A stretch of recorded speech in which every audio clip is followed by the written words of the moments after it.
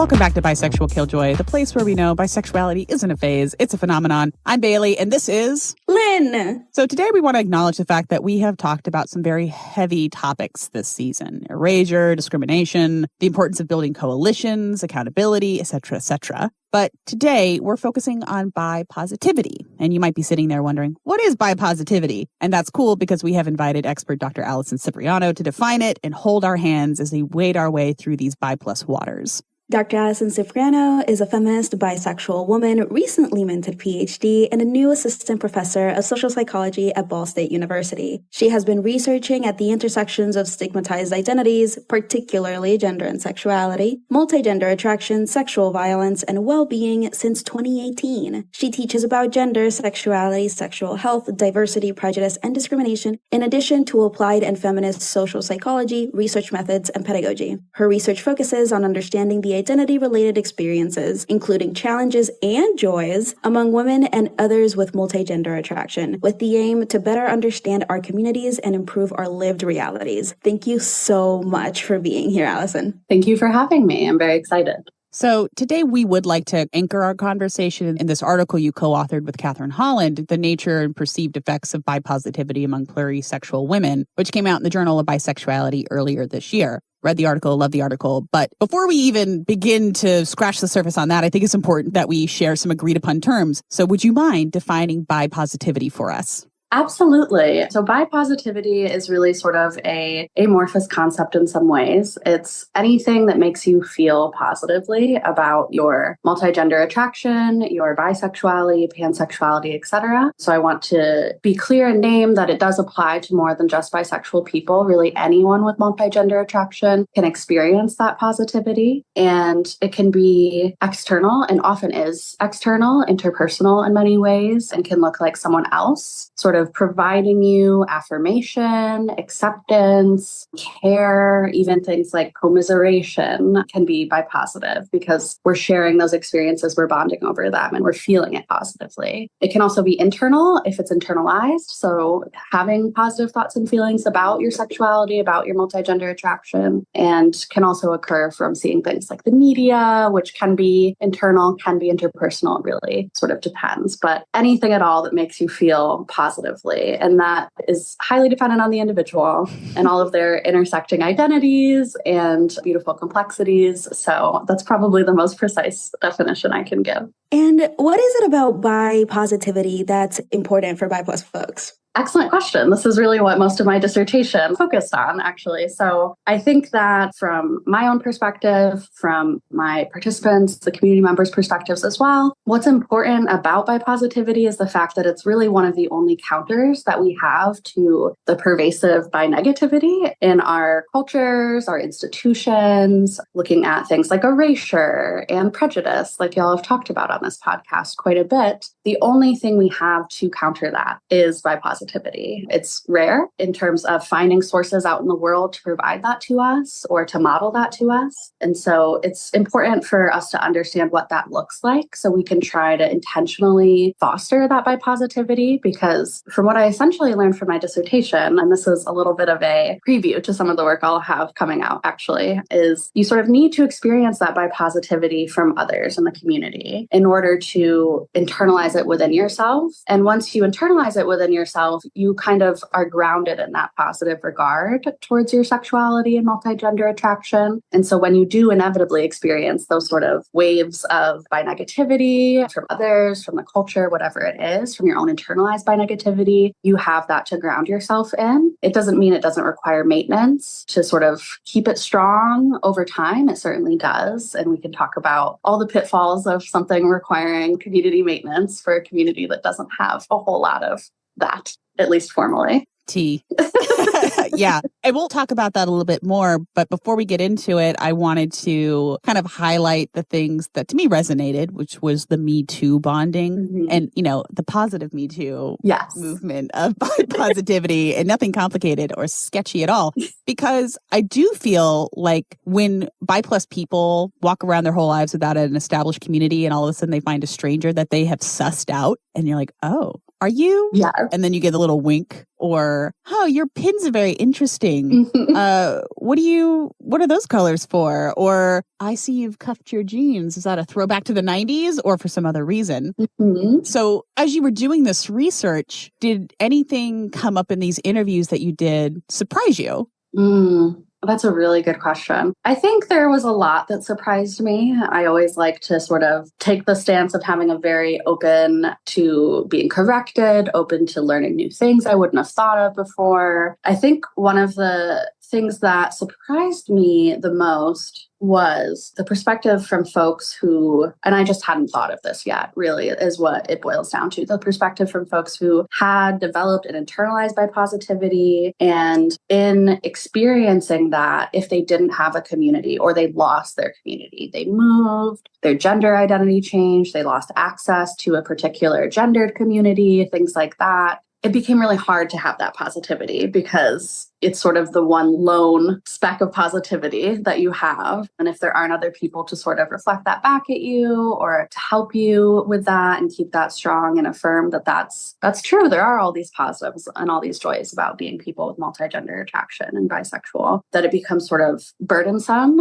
in the way that it can actually be harmful because it makes your identity so salient when you have all of these positive thoughts and feelings. And if people are attacking that, it's so central to who you are in that perception that it can be felt worse, actually. And so I was really needing to take a step back and think about what are the limitations of this as a protective mechanism in terms of needing to really couch all of this in community context. And that's obviously quite a difficult thing to do for our community, but I think hopefully something we can work towards for our future lived realities, and then it'll be much more sustainable. Yeah, and I think that you're adding a really interesting layer of complexity onto what it means to be able to identify others as bi plus and then say, yeah, me too. But what are the other ripple effects of that? To that extent, like, I'm curious, would you encourage more bi plus people to be like explicitly out to increase those chances of connection?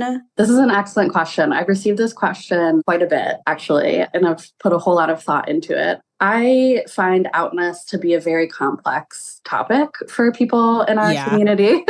And there is research showing that, the more out you are, specifically research around bisexual cisgender women, I believe, which is unfortunately most of the literature, trying to work to change that. But when you are out as, say, a bi woman, you really are opened up to a lot of bi negativity and a lot of really? and stereotypes. We wouldn't have guessed. Exactly. We all know this. And so it's sort of a catch-22 in a lot of ways, is that we know it's harmful to conceal and to feel like you aren't comfortable or able to be your authentic self in contexts in which you would like to be. We know that's harmful for health and well-being, for relationships, but we also know that for this particular population, it can also be harmful to be out. Mm-hmm. The other side of that is that we can find one another. And so I tend to not encourage outness in any direction, really, because I think it is so highly personal. I think one of the things we tend to not consider that would be helpful to consider with outness is, does this increase my access to anything that would be beneficial for me? What is the sort of cost-benefit analysis there? We know a lot about the costs. We know less about the benefits because most of what we focus on are the costs, unfortunately, in research. And the costs are incredibly important. It's at least half of what I do. But the benefits are also very important. And so to think about, could there be people that I don't know are plurisexual, are bi plus, that I could bond with over that we could be a source of support for one another. It could be someone you already know and you just aren't out to each other. That happens a lot. Quite a bit, actually. It just takes one person sort of coming out in a social circle for that domino effect to occur. Yeah. You just need one person to signal that they are in fact safe and they do get it. But that's a lot to put on that one person. It's interesting you say that because I find that bi plus people do tend to cluster without knowing that they're clustering. Yes. Living in communal living the way I do, it's I'm not surprised at this point, like how many people I live with are bisexual, but there's something about the personality types that get together that are more likely to be perhaps one sexual orientation identity than another. Absolutely. But going back to this idea of outness, because I do agree, I know Lynn and I are out for political reasons and social reasons, and like we want to be that safe place to build community around. But something that has popped up in my research and Lynn's research is this idea of people like, my identity doesn't matter. Yeah. My sexual orientation doesn't matter. What would you say to those people? That is it is really interesting because, of course, we all differ in terms of how central our sexuality is to our sense of self. And it may be for many of those people, there's a different minoritized identity that feels more central to their sense of self. It could feel in conflict with their sexuality. I know that happens quite a bit for racially and ethnically minoritized people. That can also happen for trans folks who may be negotiating more safety around outness of their gender identity, and their sexuality may be a much less salient piece of that just for logistical reasons. I know I had participants in my dissertation who were trans and otherwise gender expansive, essentially communicating that that status of being trans or gender expansive is perceived as too complicated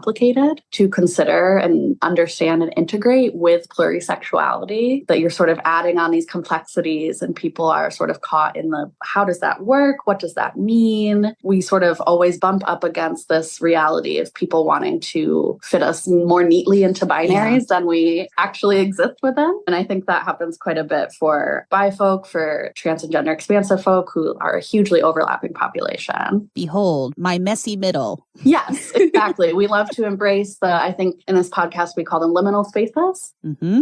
Yes, we do. That's right. Exactly what we exist with. Allison's listened to the podcast. I did my research, in fact. Allison needs a liminal space sticker. Yes, exactly. What was the original question? I'm so sorry. I am neurodivergent. Like, I think all three of us are. Yeah. Which was statistically likely. Is statistically very likely. That's true. To that extent, we're talking about how somebody signaling as being a safe person to be out to, or to just to signal and be yourself, can actually be really helpful. And something that has come up for both Bailey and I in our research and throughout this Bisexual Killjoy project is how important it is for bi plus folks to be received warmly, specifically by monosexual people in their lives. Absolutely. But we've also seen how hard that can be, especially if you're like initially met with biphobia and you have to constantly affirm your sexuality or educate, hand out a pamphlet. Yes. Bailey is slowly melting into the background of the closet. So how realistic is it for bi plus people to find and receive this monosexual support? That's a great question. I think that's something I'm still trying to figure out, honestly, is what that can look like and how difficult it would be to achieve. So one of the things that I asked participants about in my dissertation, which was really the sort of next study after this paper that y'all are reading, how can monosexual allies show up for us in different relational and institutional contexts? So how can friends better show up for us? How can family members, partners, how can Bipositivity be fostered in schools and community organizations, in a therapy context, for instance? These were all questions that I asked, and kind of across the board, there were some really common themes there that I've been teasing apart. Some of it was around really doing the work yourself to evaluate, to sort of audit what are your fundamental assumptions about relationships, about other people's sexualities and genders, and to sort of take those out of your awareness, of your language. So things like assuming that a woman is going to be partnered with a man. That puts us in a situation in which we have to maybe correct if we aren't partnered with a man, or if we are partnered with a man, assuming that they're heterosexual, for instance. There are many, many situations in which monosexual people set us up to need to correct them and say, oh, actually, no, that's not the case. The space assumption you have is not the case for me or members of my community. And so whether that is friends being very heteronormative in their assumptions of your relationships and the genders of people you'll date, maybe having different expectations for people of different genders that fall along those sort of hetero-patriarchal norms, to sort of toss out a lot of those assumptions and just ask people what's going on, who are you dating, things of that nature in a much more open-ended way. Mm-hmm. That being said, asking people to audit and question their fundamental assumptions is very effortful and can be sort of perceived as very threatening to people's worldviews. Good. And so the sort of work I haven't dug into yet is how do I figure out how to help monosexual people be better allies in a way that feels accessible, feels doable, doesn't sort of lead to that overwhelm of like, this is turning everything in my world on its head, even though it kind of is. And that's okay. It's okay to do that. So assumptions around things are a really big issue for us, I think, because so many of those fall along those binary, those hetero, those cis lines. And that's just not many of our realities, honestly. Yeah. And if you are listening and you're wondering, how do I push back against biphobia and bi-erasure and people being narrow-minded monosexuals, read our Give It To Me by Substack post. What do I do when someone is biphobic? Because I think about clapbacks 35% of my day. And you're saying like, how do I navigate this? I'm like, you tell them that patriarchy does not look good on them. You tell them, I'm like, okay, Bailey, you need to back up. Like, get in the moment. Get back to the podcast.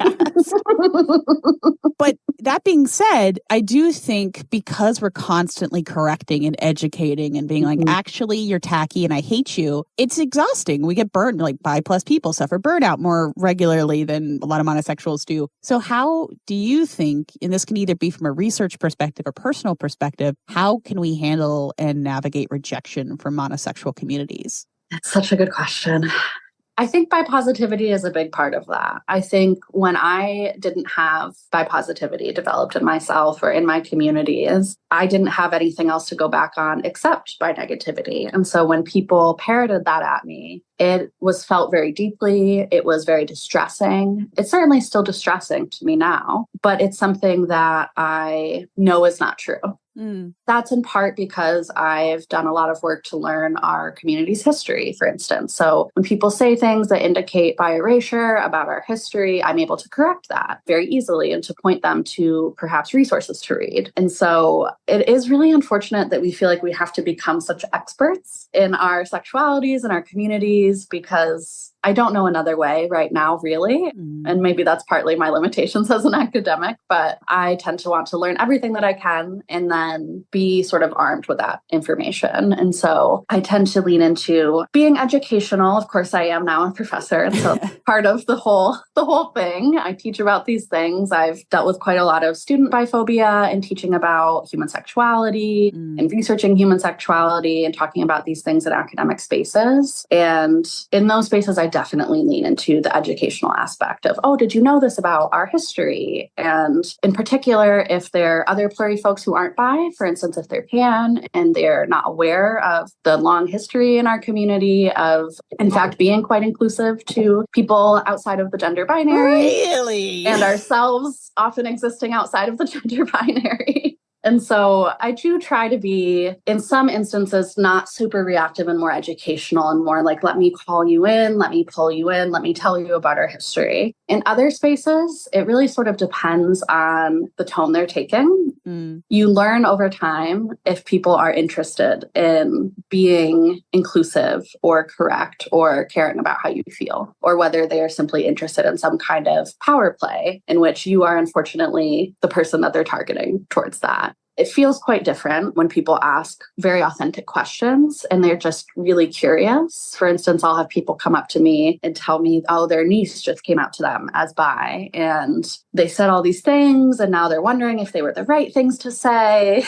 And they're often not, which can be difficult to field in the moment of, oh no, you just communicated a bunch of biphobia. We're going to have to walk that back and we're going to have to correct some things. But when people are genuinely interested, it feels a lot easier, a lot less burdensome for me to sort of hold their hand through something. But rejection from monosexual people is very, very real. Yeah. I'm at a point now where I primarily am interested in romantically partnering with other people who are attracted to more than one genders for that reason. I've dealt with quite a lot of stigma and stigma-based rejection from monosexual people in the real world, on dating apps, etc. And so one strategy you can have is simply learning what is not tolerable to you. What are you willing to tolerate? What are you not willing to? And think about the boundaries you can have in your own life around that, because your whole purpose This is not to educate monosexual people and get them to be better allies to you. Yeah. We're held to a higher standard, and yet you shouldn't always feel like you have to show up to that higher standard. Exactly. Because it's impossible, really. It's not sustainable for us. And I think something I see time and time again in literature that by community organizers and advocates are writing is the burnout that exists in the way that there will be an organization that then sort of tanks or loses steam because they're burning out and they don't have those supports. We don't have the structural supports that others do. We don't have the funding dollars behind us. We don't have the organizations or the cultural awareness. We don't have the formal spaces, I can't tell you how many community members lament to me that there are not bi bars or anything of the sort. Something that's not based around a gender binary. I mean, you're preaching to the choir here, I think. Yeah. We talk about this all the time. And something that I wanted to add on is that as an academic, as an educator, I totally resonate with, being the source of information in the room. Mm-hmm. All of a sudden, I am the Bi Plus representative for anywhere I step in. But I'm very much reminded of Give It To Me Bi column we wrote a little while ago, which, by the way, if you haven't read it, you should really get on that. That maybe the flip side of that is maybe you don't need to educate everyone, but maybe you ground yourself in what you know to be true. Mm-hmm. And that's part of one of our goals on the podcast, to be able to share what it is that we know to be true so that everybody who listens in also knows it too. And even if you're not at a point where you can argue it and you can debate it at this moment in time, you can say, I am not going to argue with you right now. And maybe don't say that. Maybe just say that to yourself. Yeah. But I know for a fact that passing privilege is not a thing. Right. I know for a fact that Bi Plus people are oppressed. And removing myself from this situation involves taking care of myself by saying, I know that what I know is true. Mm-hmm. Yeah. And nobody can try to convince, quote unquote, me out of this. Yeah, we don't have to engage in these intellectual debates with... Intellectual in heavy quotes, please. With, biphobic, monosexual people around. Are we real? Do we exist? Is this a phase? Are we confused? 58.2% of American queers would say that they are We do, real. In fact, exist. I mean, what other minoritized groups? I mean, outside of, ourselves, outside of non-binary and trans folks and ace folks, we are the people who end up really trying to convince people that we in fact exist. And that is a really dehumanizing thing to engage with a lot of the time. And it's difficult to never internalize that if you're engaging with it a lot, even if to debate people. And so I do think that grounding yourself in knowledge, even if it's not all the sort of historical knowledge or academic knowledge of our community, but just knowledge that this is real, it exists, it's always existed, it always will. People have difficulty with things outside of a binary, but that's not always your problem. It doesn't always have to be your problem, at least. And I think the more that we foster and piece together communities of plurisexual and bi plus people in our lives, and we are able to model that bipositivity with one another, the easier it is. Because then we can say, oh, this ridiculous biphobe said this thing to me earlier. And we can all sort of laugh about how ridiculous it is. And it feels very different if you don't have that. And it's just you sort of trying to turn that on its head. But at the same time, it's great if we have these bi plus communities. If you have a place you could go to be yourself, to talk to your friends. I mean, that's why Lynn and I started the podcast, because we were just some bi plus people who wanted to amplify bi plus issues. But, when we were reading through the article about the importance of queer spaces, I think both of us were really surprised to hear from your participants that they had places they felt they could go. But like your respondent Astrid, we feel like plurisexuality is more tolerated than accepted in queer spaces. So yes, I think we understand that it's important. We're desperate for places for us to be together. But like you mentioned, there's no funding for this shit. There aren't bi bars. There aren't places for us to go. And when we do go to places, it's like, why are you here? Yes. This is a gay club, not a bi club. Ma'am, I'm just trying to have a drink. I'm trying to have a drink that was made with 20% gasoline. I need you to leave me alone.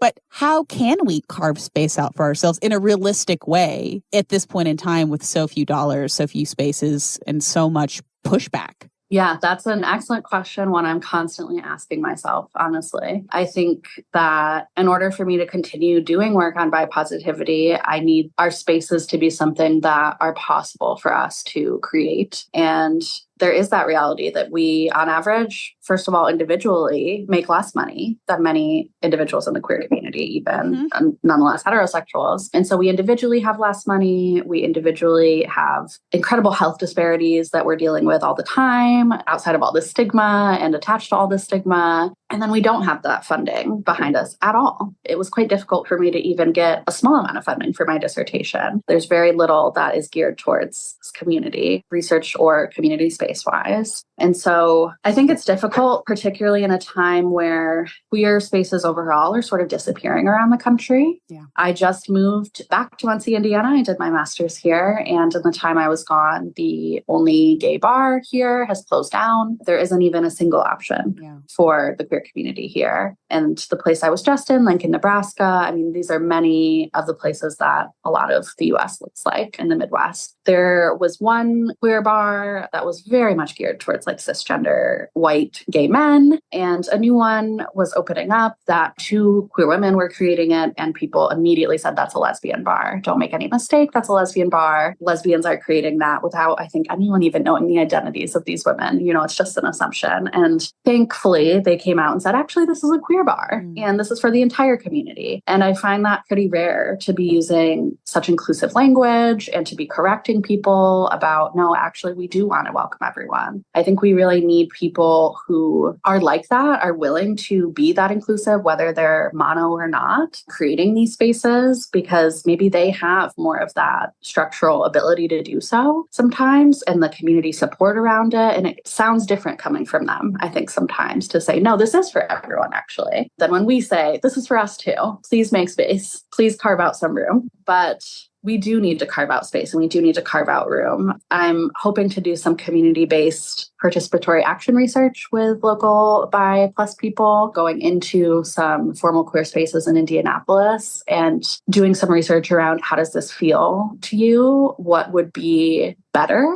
What improvements can be made, and see if any of those people who own and operate those spaces are willing to do that. Because if they are, I mean, we are the numerical majority of the queer community. While we might have less dollars to spend on average, we are big in numbers and we can come in and support these spaces if they let us. But it's a big if they let us. And if it feels like we're being let, or if it feels like we are welcome like everybody else. Yeah. And that's a very, very big difference, I think. So, you know, even the participants in that study, there were people saying things like bi people were being made fun of by performers and being belittled. Yeah. I know in one of the queer spaces that I frequented over the past few years, there was a bouncer who regularly harassed queer women. And so that very quickly became a space that was not safe for us. And it really depends on the people who are in power in that situation, whether they're willing to correct those things, whether they're willing to take it seriously, that this needs to be a safe space for not just queer men, but also queer women, queer non-binary folk, and really take that and think about what does that mean? And that might mean we need to be really careful about who we hire as a bouncer, as the first person that community members see when they enter this place. But I also think it's important that most of our community spaces are not centered around alcohol, because there is that effect, and bi people are more likely to be parents than the rest of the queer community. And that can become very inaccessible for parents sometimes when things are very late at night and always focused around alcohol. Yep. There's very few family-oriented community spaces. And also bi and pluri people struggle more with things like substance abuse and addiction. And so we need spaces that actually consider all of the challenges we face and are willing to accommodate that. And I don't know how likely that is right now in a lot of the spaces that exist. So I have found that we tend to, rather than having these sort of formal, like a community center or a bar, we tend to sort of gather much more informally and create some like temporary spaces where there liminal spaces, if you will, where there might be a bi plus support group that meets monthly, and it varies where it meets. It doesn't have, you know, a location that it always is, and that can be limited in a lot of ways. But we can create those temporary spaces. We can create clubs and book clubs and all the types of things that the queer community tends to do, have bowling leagues, etc. We can do those things. I think that we need to really believe that having a community for us is possible to do that, though, because my sense of the community is that they don't believe there is a possibility for us to have a community. And so I think that's kind of the first step, is believing we can do it, even with the very little resources we have. And if in big enough numbers and with enough bipositivity and support of one another, that maybe we can gather, whether it's virtual or not. I know in the UK, there's actually quite a bit more of these sort of liminal space type things where people might meet on Zoom. There's like a Bi Survivors Network in the UK. There's BiCon. There's all these things that maybe you can't go to those every day, but you know that they'll be happening and our community will be gathering. You can meet people. And there's just not much of that happening in the US right now. Well, I think it's very regional because the BRC in New England has a lot of virtual offerings. Yeah. And then I do know that like LA does its own thing. Yeah, the San Francisco Bay Area network has a really rich history there. I think being in the Midwest for so long now, while I originated in New England, I find very little that exists here. Yeah, I think the ramifications of COVID are really continuing to unfold because we lost so many things, but there's now this opportunity, I feel, for more bi orgs to step up. Yes. But if anyone wants to go in with me on my business plan, which is to have a coffee wine bar. I know Jaho kind of sort of does it, but when I lived in Indianapolis for grad school, there was an incredible place that did it right. Like their lattes were banging and they were open until 3 a.m. and there was live music. Yeah. And it felt so queer. And unfortunately, it didn't survive COVID, but now a bookstore lives in it. So I'm like, I'll take it. Yeah. But yeah, I just am so hungry for spaces to gather that are not alcohol based because we also are more likely to struggle with addiction. So just kind of float that out there. And you know, the alcohol of it all interacts with the sort of performativity people ask of us and how bold they are about those things. And those are spaces we can very easily be harassed within. And so I think there's so many reasons for us to really want to like diversify the types of spaces that we have available to us. So we have things like doors and cafes and community centers because we really do need them, honestly. Absolutely. I think at this point, we need to keep a running list of things to do for the Bi Plus community, our wish list. Top of the list of Bisexual Killjoy needs to be a nonprofit. Okay. And then we're going to open up a wine bar, coffee bar, hot chocolate bar situation, and then a bookstore. And then... Yeah. We're going to take over slowly. We're going to take over. We have the numbers. We do. We do. And people are hungry for it is the thing. And I mean, how many groups are minoritized and invisibilized despite being a numerical majority? It's such an interesting cultural factor of our community. There's no cultural space, and yet we exist in such large numbers, and we do have a lot of needs and things that we could be served by. And it's just not happening as much as it should be for our population. Absolutely. And I think something that for me that I found really interesting in my work and in my day-to-day life is that every bisexual that I meet is actually rather convinced that they're the only bisexual in the world. Yes. And I do think that that has a lot to do with representation, especially representation in the media. And I mean, that's been on our wish list for like ever.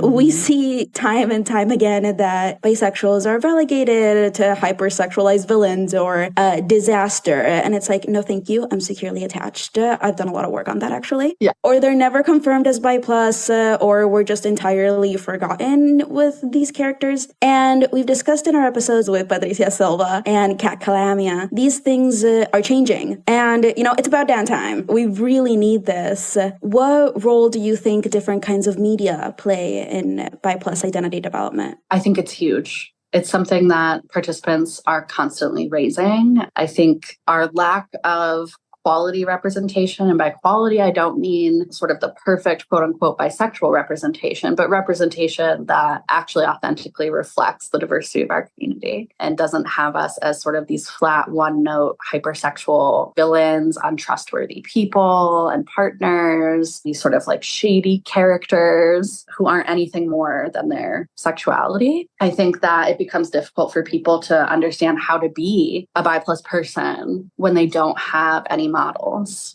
And because there is such low outness in our community, representation in the media is where we go to look for our models very often. It's very rare that we sort of just know all the bi people that exist in our lives as models. And so we go to the media and are then often very disappointed because of the way that we're represented. And there's very little that is positive. There's very little that shows any joy that can exist from being bi plus. And there's so much joy that can exist from being bi plus. I don't really know of any media that shows what bi plus community looks like either. And so how to figure out how to even piece that together, what that could even look like, is also really difficult for us. Yeah.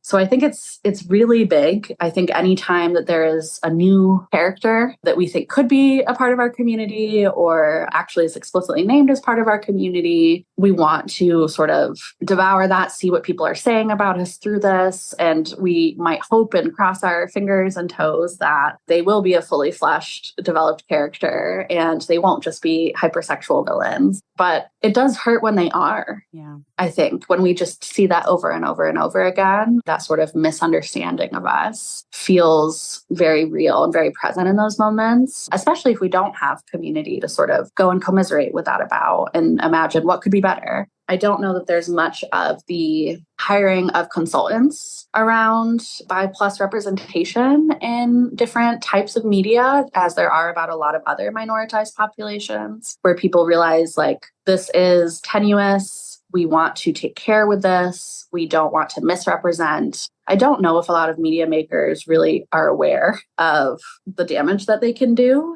And as far as I know, there's very little reaching out to our community to ensure that they're actually representing things in an accurate way, in a way that feels authentic. And so I think it plays a huge role in our ability to develop bipositivity. I really do. And I mean, not even to get into the fact that the lack of representation might make people feel like, oh, I don't have to come out because no one else is out. And it just like perpetuates this idea that we don't exist. You're like, you're not even worth putting on screen. Yes. I mean, I think about, in particular, I'm thinking of the Rosa is bi theme in that paper and the way Rosa Diaz has been one of the very few positively felt representations of bisexuality in the past 10-ish years.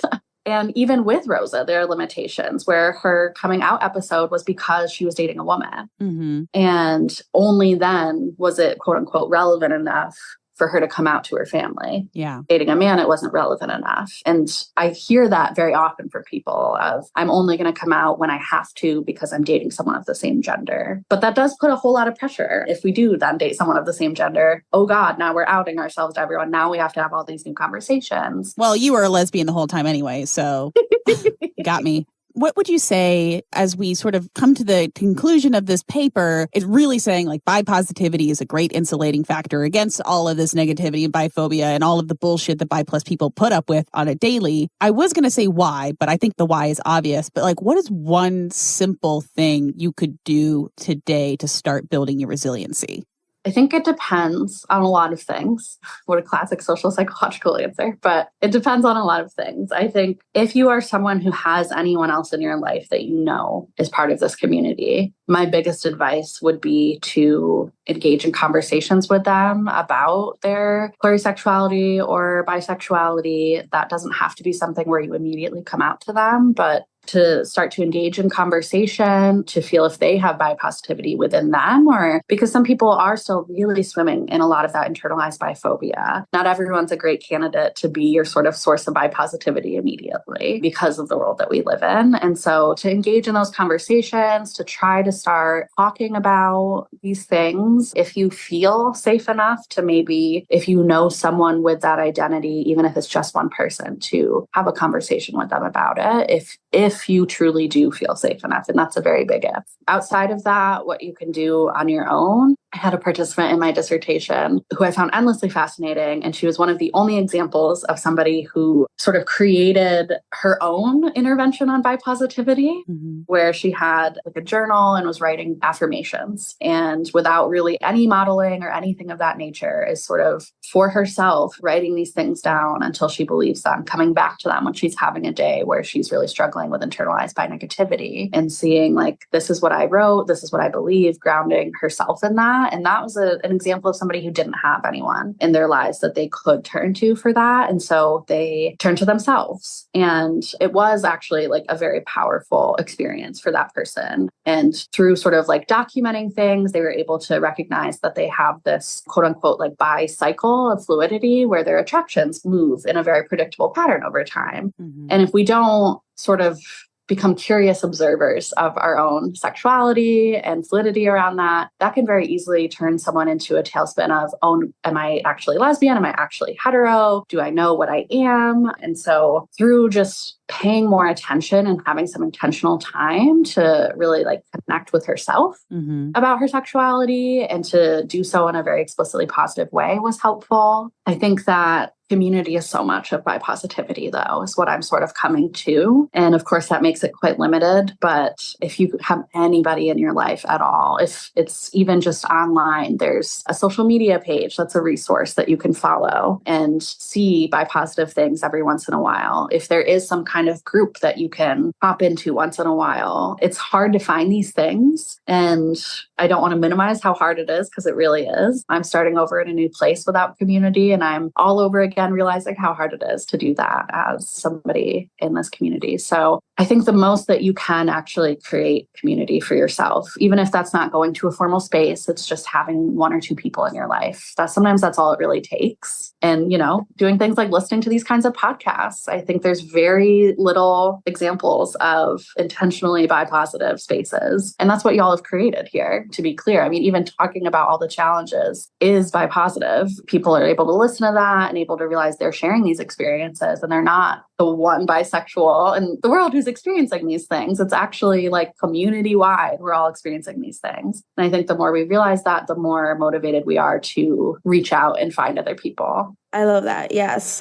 And for everybody listening, we would love to offer our Instagram account, our Threads account as places to connect. And you can always write to us for the Give It To Me Bi column if you're in need of some advice or somebody who's willing to also rant with you about the latest.